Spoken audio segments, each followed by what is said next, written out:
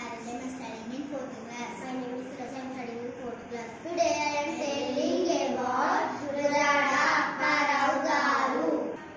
Gurujada Apparao Telugu భాషను సాహిత్యాన్ని సంపన్నం చేసిన మహాకవి. గురజాడ గారు ఎలమంచిలికి సమీపంలోని రాయవరం గ్రామంలో 1962 సెప్టెంబర్ 21 జన్మించారు.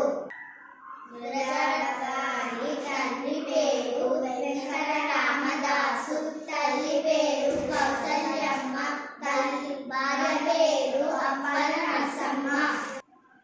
ఆయన రాసిన కన్యాశుల్కం నాటకం తెలుగులో మొట్టమొదటి గొప్ప నాటకంగా గుర్తింపు పొందింది. దేశభక్తిని ప్రబోధిస్తూ దేశమును